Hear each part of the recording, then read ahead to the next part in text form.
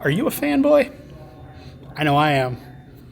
Stay tuned for Slot Car News. Tell me the story about this car here. Well, this car was built and designed by the engineering group out of Detroit.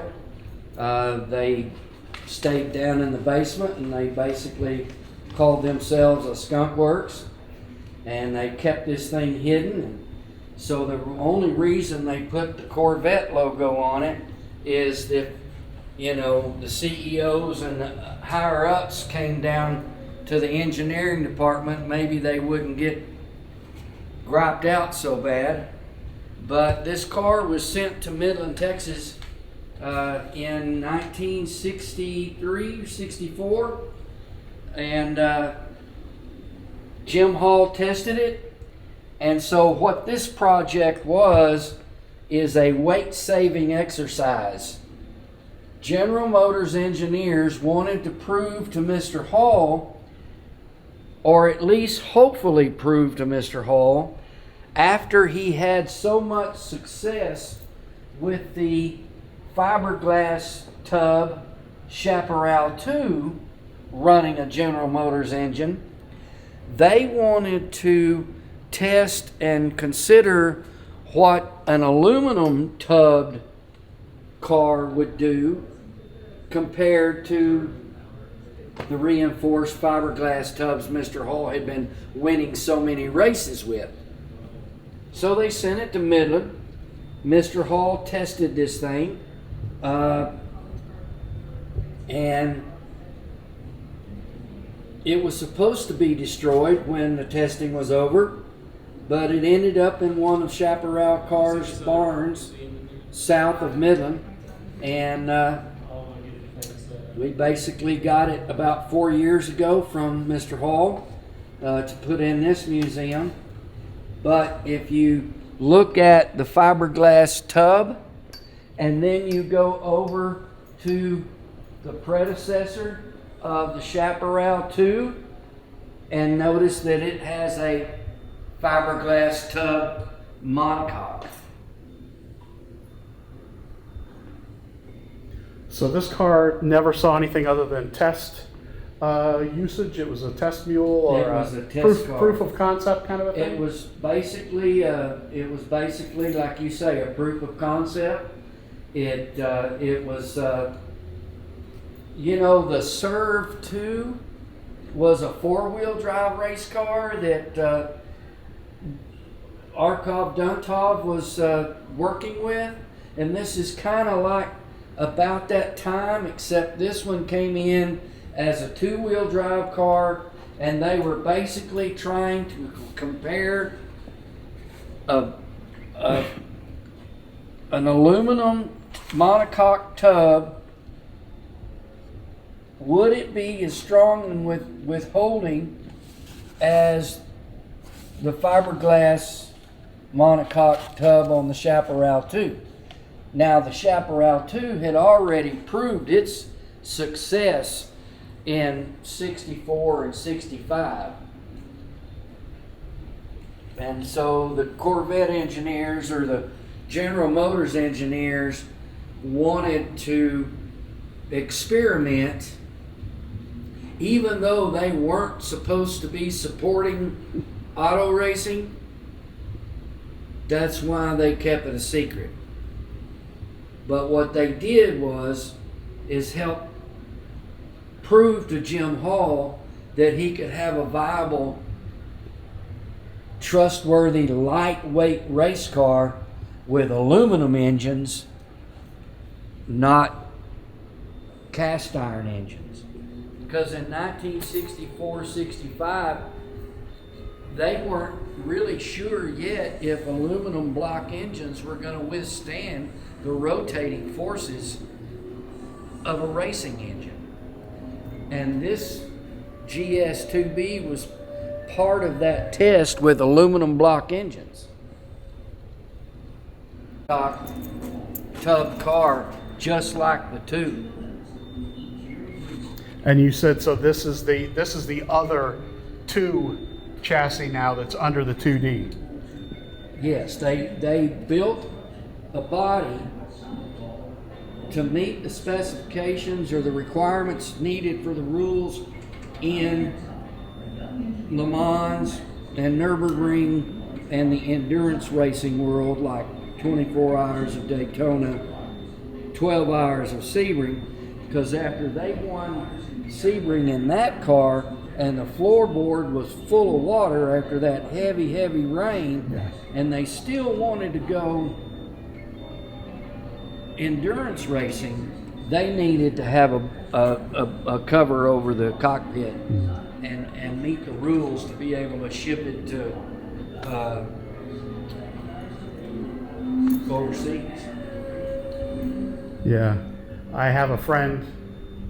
To what the General Motors engineers came up with on the front of the GS2B, but then when you really stop and think about those fender wells and that pointed front end, wonder where the General Motors came up with the front end on a 67 Corvette.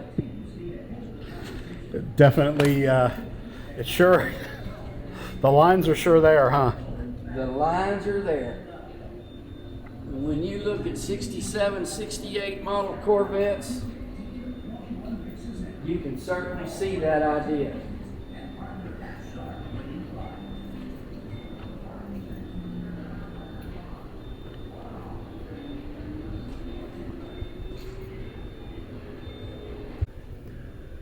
So I just had a heck of a talk with the general manager here, facilities guy, and just getting some more shots of the 2E here. Unfortunately, it is in the garage, so to speak, so we can't get too close, unlike the other cars, but you can see it taken apart.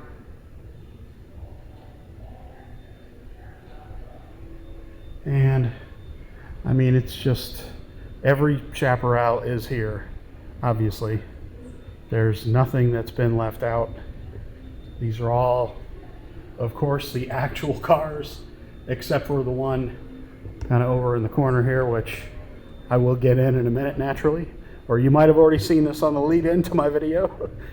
As we're doing kind of a walk around to look at all the cars here. This is a car I'm not terribly familiar with. But it's such a beautiful line. The shapes on the car are just so beautiful. That, and you know, again, these cars were fairly limited use, 69 Can-Am season.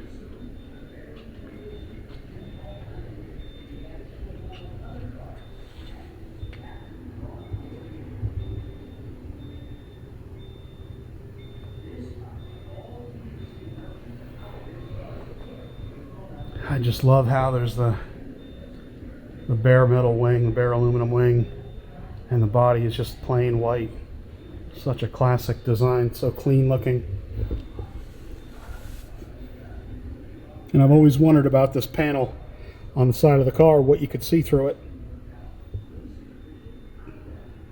There you go.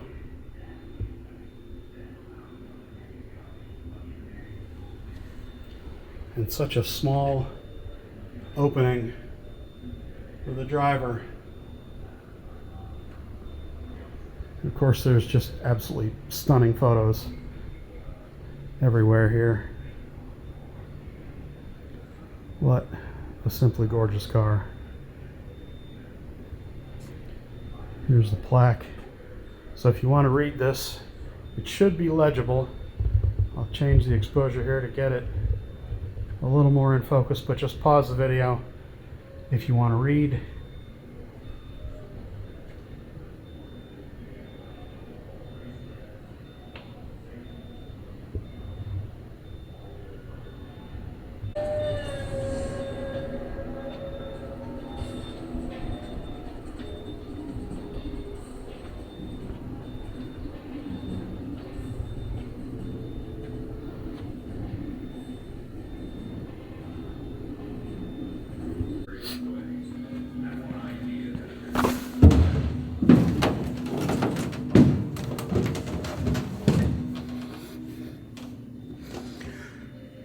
Got to put the steering wheel back on. Or do I? It's a little tight. I'm not going to lie. But then again, you'd expect that from a Chaparral. This is not a real Chaparral. Of course, the original one is about 30 feet away from me or so. And I'm here in Midland, Texas, doing, having a great time. As you can see, I brought a friend with me, and I photographed this with the real one a few minutes ago. You may have already seen that video by now, but anyway. So on today's editorial for Slot Car News, we are going to talk about why it is difficult and nearly impossible to do cars like this. Oh, no, don't fall. Well, cars like this, cars like the ones around me, which, frankly, this room, as far as I'm concerned, is the just about the most amazing room in all of motor racing museum history. Every Chaparral is here, and it's really pretty incredible. The problem with cars like these is there was only one of them. In the case of the two going to the 2D, boy, I hope I'm getting that right. There was a picture with two of the Chaparrals, the number 66, and a companion car. I'm hedging now. And there was two of them seen, the 66 and the 65. That became the other car that I just did a walk around here. That was the chassis. So the body is, probably long gone, or maybe it's still with the Hall family, who are evidently not too terribly far from here, which is pretty incredible, quite frankly. So when there's one car that was raced of a body, I've talked about this a number of times in videos, you really can't get money out of that mold unless you sell rather about 10 times more than you put into something. A mold for a body like this will cost, nearly $50,000, $60,000, maybe a little more. And if you can only get kind of like this, one or two or maybe three or maybe four, but how many white Chappies can you sell? Well, hopefully all of them. But the fact that, Slot It has done a number of Chaparrals, they've done them because that's Maurizio's favorite car. Now, the J car, which is behind me, never thought I'd be able to say something like that. It's a car that a lot of folks want as a slot car, but frankly, I don't think we will ever get it. I know some smaller companies have made like 3D printed versions of the car, but just as far as like a big mass run of the car, or frankly many of these cars in this room, or any kind of one-off car, we talked in another video about how some companies have made one-off cars recently, and why do they do that? Well, I doubt people would have a problem with these one-off cars, right? There's every one of these cars is a one-off car. Again, not this one, thankfully, because I'm enjoying sitting in the thing. It's a nice model of it, and the fenders are it's incredible how high they are and how low even this version of the car sits, the pretend version, and how out of place I am in the car, especially after enchiladas for lunch right down the road. So it's unfortunate that, there are so many truly beloved cars that just won't make sense for people to make slot cars out of. Or if they do, they kind of do them once and then they get sold out, and then, people miss them. New people come into the hobby. Cobra Daytona Coupe comes to mind. Other cars that some smaller companies have made, even some of the larger companies. Once you kind of do a run of a car, like I've said a number of times, it's pretty much never redone, and certainly In many cases, the molds get destroyed. Like in the case of Skelectric, there was a lot of molds that they had that were destroyed. Just some of the displays here. Die-cast and model display. Sadly, no slot cars from Slot It. We got to change that.